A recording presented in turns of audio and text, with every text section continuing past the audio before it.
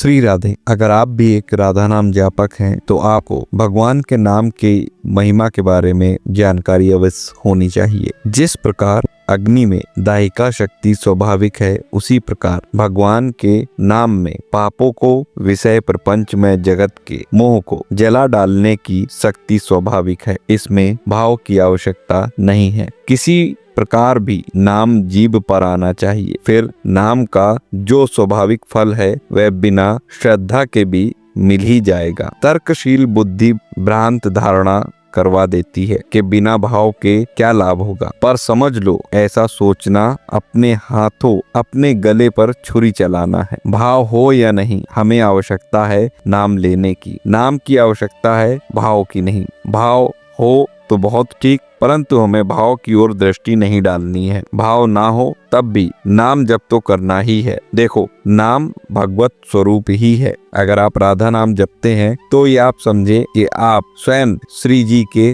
बहुत नजदीक है। नाम अपनी शक्ति से और अपने वस्तु गुण से सारा काम कर देगा। विशेषकर कलयुग में तो भगवान के नाम के सिवा और कोई दूसरा साधन ही नहीं है। मनोनिग्रह बड़ा कठिन है। चित्त की शांति के लिए प्रयास करना बड़ा ही कठिन है, पर भगवान के नाम तो इसके लिए भी सहज साधन है। बस भगवान नाम की जोर से ध्वनि करो। तर्क भ्रांति लाती है कि रोटी रोटी करने से पेट थोड़े ही भरता है, पर विश्वास करो भगवान नाम रोटी की तरह जड़ शब्द नहीं है। यह शब्द ही ब्रह्म है। नाम और नामी में कोई अंतर नहीं है। आलस्य और तर्क ये दो नाम जप में बाधक है। प्रायः आलस्य के कारण ही कह बैठते हैं कि नाम जप नहीं होता। अभ्यास बना लो, नाम लेने की आदत डालो। नाम लेत भव सिंधु सुखाही, इस पर श्रद्धा करो, इस विश्वास को दृढ़ करो। कंजूस की भांति नाम को संभालो। निश्चय समझो, नाम के बल से बिना ही परिश्रम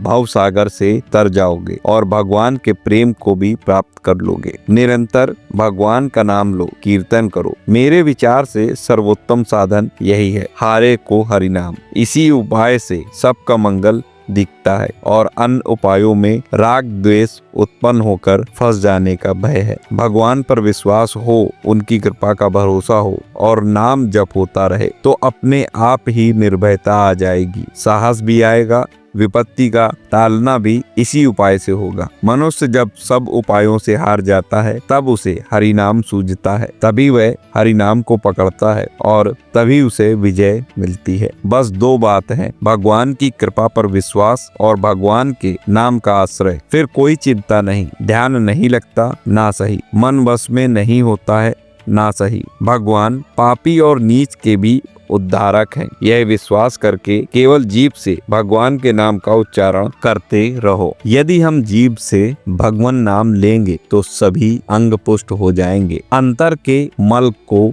नाश करने के लिए भगवान नाम से बढ़कर दूसरा कोई सुलभ साधन है ही नहीं। स्त्री, बच्चे, बूढ़े सभी भगवान का नाम बड़े प्रेम से ले सकते हैं। भगवान के नाम में श्रद्धा नहीं हो, प्रेम नहीं हो तो दूसरे के कहने से ही लेना आरंभ कर दें। अच्छा क्या हानि है, नाम लिया करेंगे, इसी भाव से ले, आदत डालें, फिर काम होगा ही। क्योंकि भगवान नाम में वस्तु शक्ति ही ऐसी है। पाप नाश करने की स्वाभाविक शक्ति ऐसी है कि जीभ पर नाम आते ही वह मल का नाश करेगा ही। भगवान नाम पापों का नाश करके ही शांत नहीं हो जाता। पाप का नाश करने के बाद हृदय में ज्ञान की ज्योति पैदा करता है। ज्ञान के बाद भगवान के प्रति प्रेम उत्पन्न करता है। हुआ यह कि फिर स्वयं नामी खिंच आते हैं। भगवान के नाम, रूप, लीला, धाम में अंतर नहीं है। ये सब भगवत स्वरूप ही है। नाम भगवान को हमारी ओर खींचता है और हमें